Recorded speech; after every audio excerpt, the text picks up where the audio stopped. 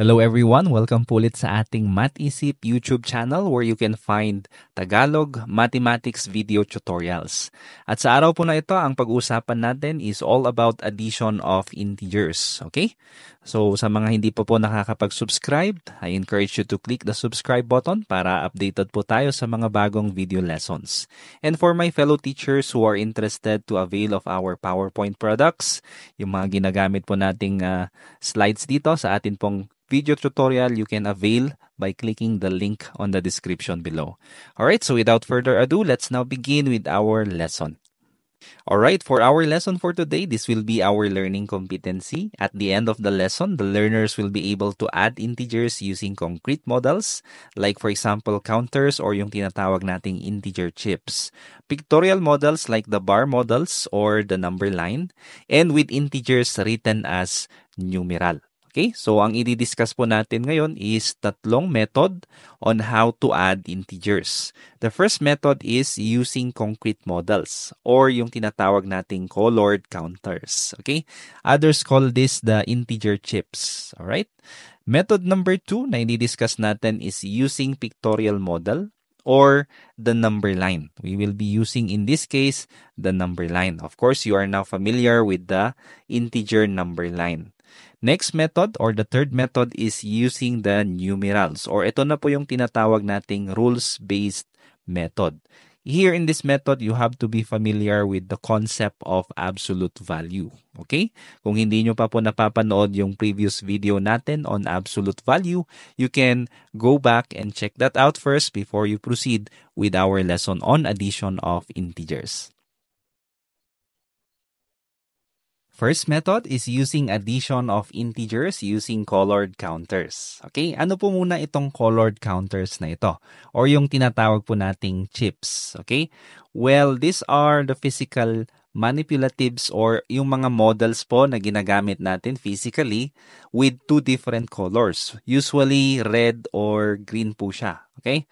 Pero in this case, meron po tayong blue and then red. Some others, they use yellow and green or pwedeng kahit anong kulay po as long as magkaiba yung dalawa, no? So, kahit anong kulay po pwedeng gamitin. In our case here in this presentation, we will only be using pictures of blue and then red chips. Okay, ano pong ibig sabihin ng blue? Blue here represents the positive numbers and then red represents the negative numbers. So if we have here one blue chip or blue colored counter, this represents one positive number. And if you have here one red colored counter, this represents one negative number. Okay, para mas maintindihan nyo po, let's have an example. Okay, first example po natin is addition of integers using colored counters for same signs. Okay, ibig sabihin parehas po yung sign ng dalawang integer. Okay, let's have the first one, 2 plus 3. Okay, well, napakadali, ano? Alam na po natin kaagad yung sagot. We know that the answer here is positive 5. Or 5. But how are we going to represent using the colored counter? So if we have here positive 2, dalawang blue chips lang po or dalawang colored counter. Next, we have positive 3. So we just add 3 blue colored counter. So if we're going to get the total, it will just be 5. So straightforward lang po siya, no? You just count the number of chips that is present. All right. Next one, if we have here negative 3 plus negative 1, so again, they are similar or same signs. Parehas po na negative yan. So how do we represent negative 3? We make use of 3 colored counters na red. And then if we have here negative 1, we represent it using 1 colored counter na anong kulay? Red din po siya. Okay, so kung bibilangin po natin lahat yan, it will now be 4 negative numbers or 4 red counters. Okay, ganun lang po siya kadali. Straightforward po siya kapag same sign. Okay, so paano naman po pag magkaiba yung sign ng dalawang integers? Okay, so how do we add integers using colored counters with different signs? Okay, so dito na po kailangan nating maintindihan yung concept ng zero pair. So ano po itong zero pair? Now, if we have here blue colored counter and then one red colored counter. Pag pinagsama po natin sila, ang tawag natin dyan is zero pair. Okay? Ibig sabihin, if we add here one positive and one negative, the answer will be 0. Okay? So, tandaan po natin tong zero pair natin. Now, let's proceed to the first example. Okay, we have here negative 3 plus positive 2. Okay, now if we're going to add this, first, we need to represent yung first number natin, which is negative 3. So, anong kulay po ang gagamitin natin? Yes, we need to use red colored counters, tatlong colored counters na red. And then we have here 2. So, we're going to use here 2 blue colored counter. Therefore, meron tayong 3 red and 2 blue. So, how do we add this? Okay, take a look. Meron po tayong dalawang pares ng red and blue, meaning 1 negative and 1 positive. Anong pair po ito? This is now what we call a zero pair. Okay, so isang zero pair, isa pang zero pair, meaning yung value niya is 0. So you might as well remove it from here kasi nga po 0 lang din naman po siya. So we will just need to cancel these two pairs. At ang maiwan po is isang red counter, which is negative 1. Yun po yung sagot sa ating first example. Okay, example number 2, we have here positive 6 plus negative 4. Alright, by the way, kung nagtataka po kayo, bakit kailangang may parenthesis po yung second number natin dito? Well, because it's a negative number. Okay? At pag negative number po siya at may kusunod tayong operation na addition or any kind of operation, nilalagyan po natin ng enclosure or parenthesis para po ma-separate siya doon po sa sign ng operation or yung plus sign. Okay. Tanong, bakit po yung 6 wala naman po siyang parenthesis? Well, it's a positive number at wala naman po siyang kasunod na operation. How about yung negative 3 po kanina? Wala naman po siyang parenthesis. Well, it's negative, yes, pero wala naman po siyang kasunod na operation. Kaya okay lang pong kahit wala ng parenthesis. Alright? So, let's now proceed doon po sa ating addition. Okay, so let's represent positive 6 using a colored counter. So, since positive po siya, bali 6 po na blue chips or colored counters. Plus, negative 4. So, anong kulay po ulit?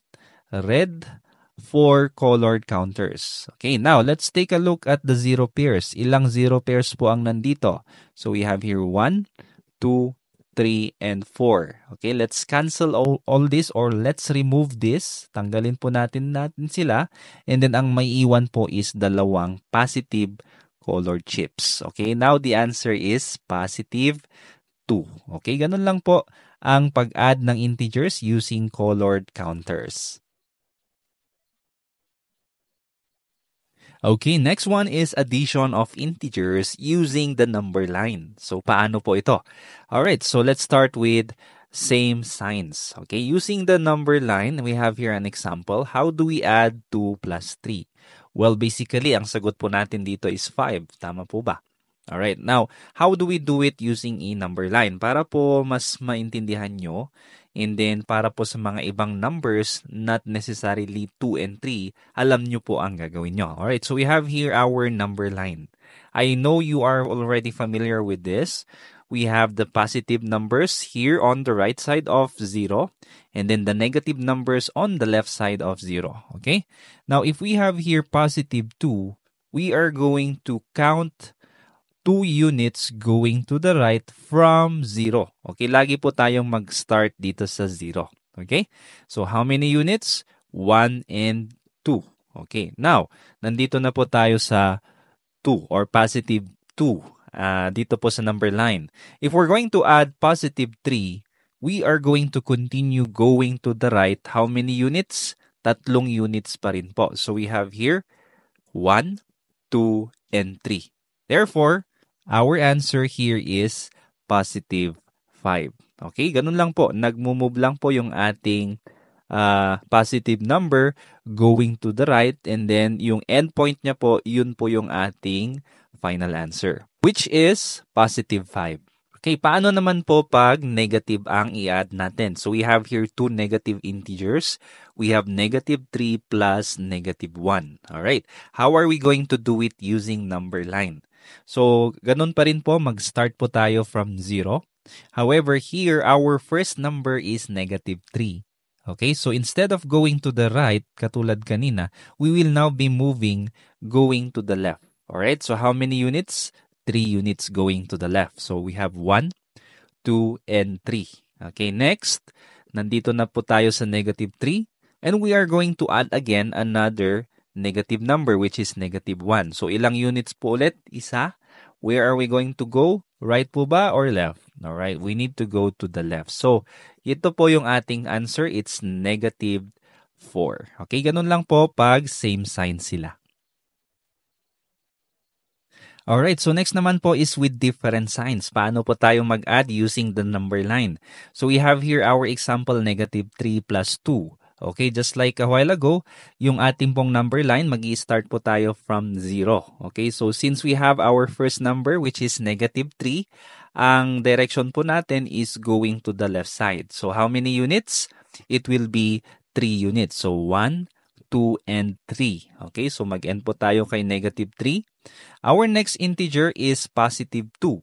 So instead of going to the same direction, going to the left, this is now positive. So ano na po ang direction niya?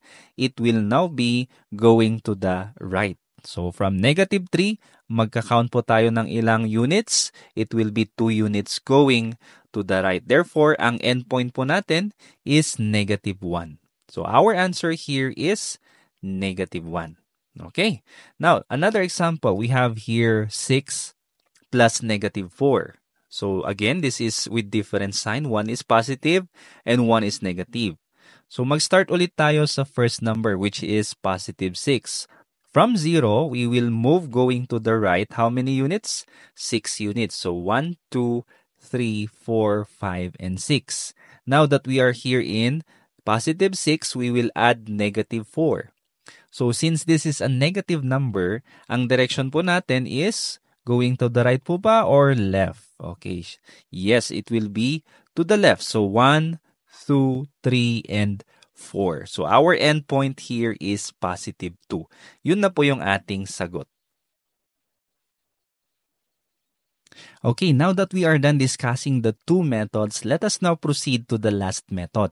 Okay, this is more practical and this is more commonly used in adding integers kasi dito po gumagamit lang tayo ng numerals. Okay, we don't need to use colored counters o kaya naman ay yung number line.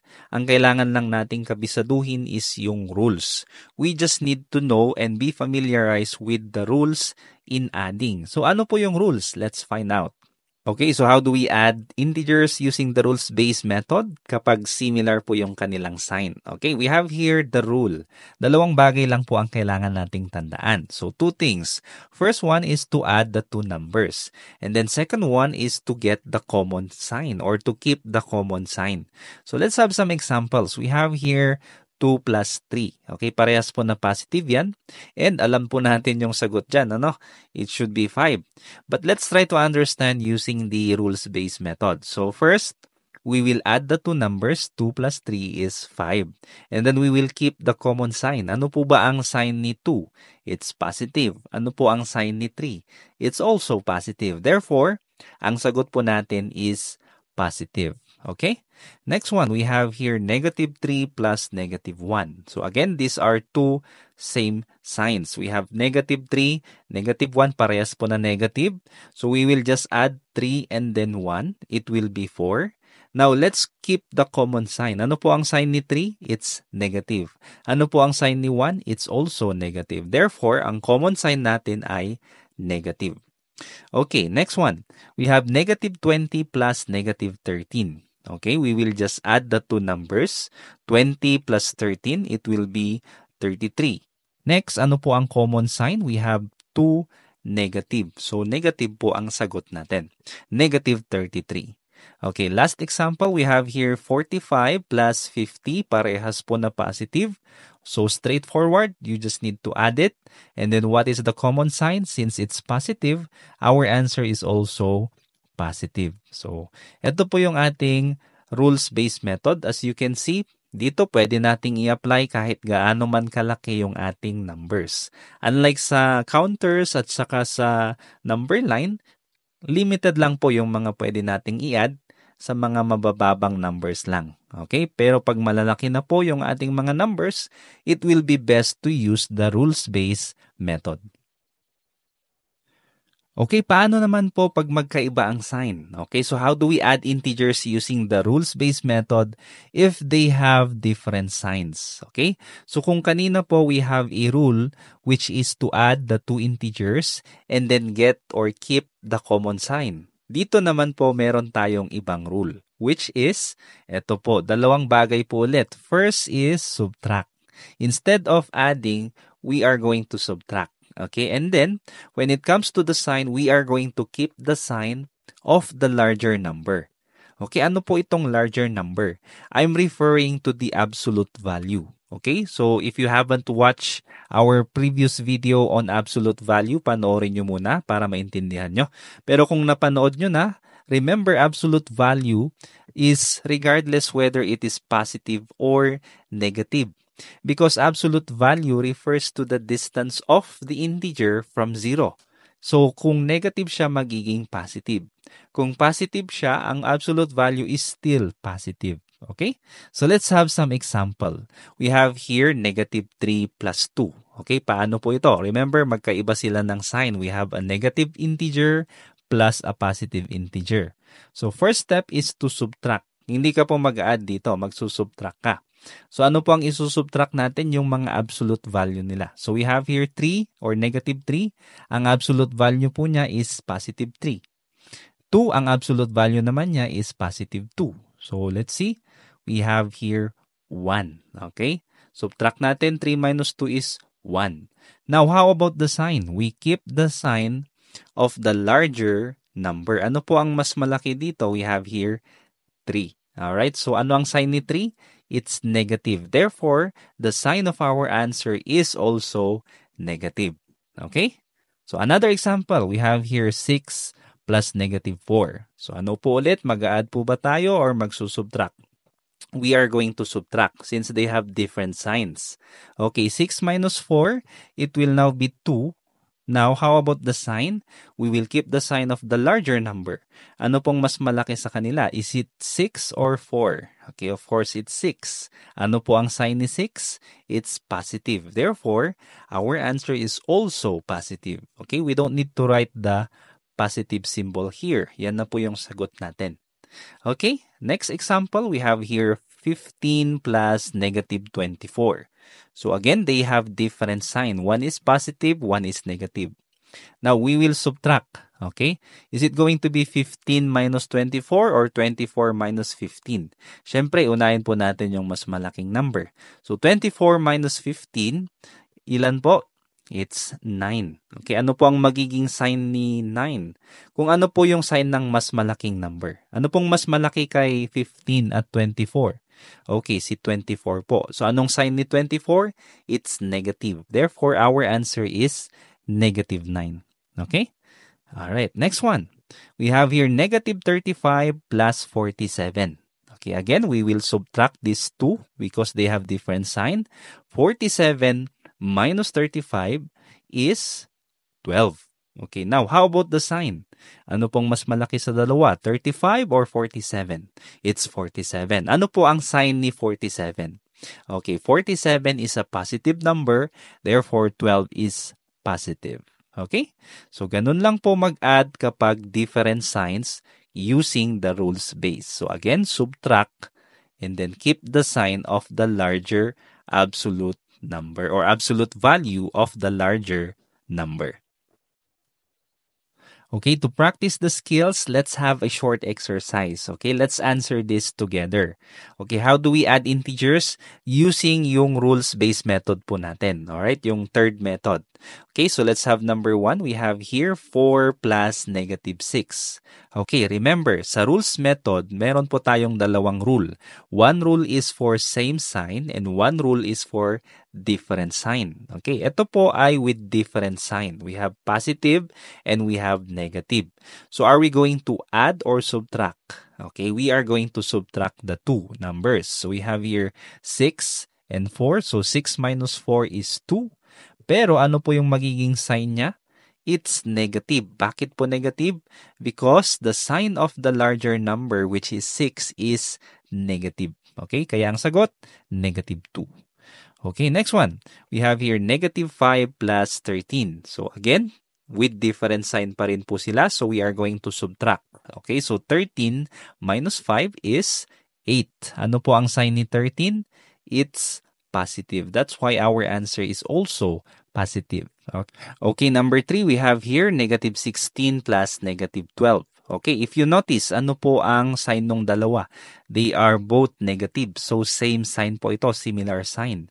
So, ano pong gagawin natin? Are we going to add or subtract? Okay, dito po mag-a-add na tayo for same sign. So, 16 plus 12, it will be 28.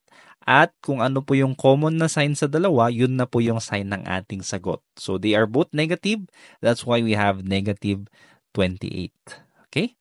Number 4, we have here 9 plus negative 7 plus 3. Okay, tatlo na po yung ina-add natin dito.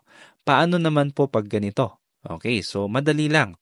All you have to do is to do it one by one. Okay?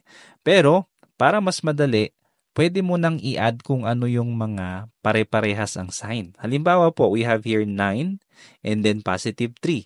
Pwede mo nang i-add kaagad itong dalawang to. Therefore, it will be positive 12. So, 9 plus 3 is 12. And then we will now add yung nandito sa gitna, which is negative 7. So, since these are different signs, hindi ka mag-a-add dito, but rather magsusubtract ka. Okay, so 12 minus 7 is 5. Kung ano po yung sign ng mas malaking number, which is 12, positive po siya, kaya positive po yung sagot natin. Okay? Number 5. Okay, we have here 1 plus negative 8 plus negative 15. Okay, this case, sabi ko nga ulit kanina, kung tatlo or mas madami pa, it's better to add kung ano po yung pare-parehas ang magkakaparehas ang sign. So we have here negative 8 plus negative 15 ka po muna. Parehas na negative. So all you have to do is to add yung dalawa, 8 plus 15. It will be 23 and then keep the common sign which is negative, negative 23. Now that we have here 1 plus negative 23, magkaiba na sila ng sign.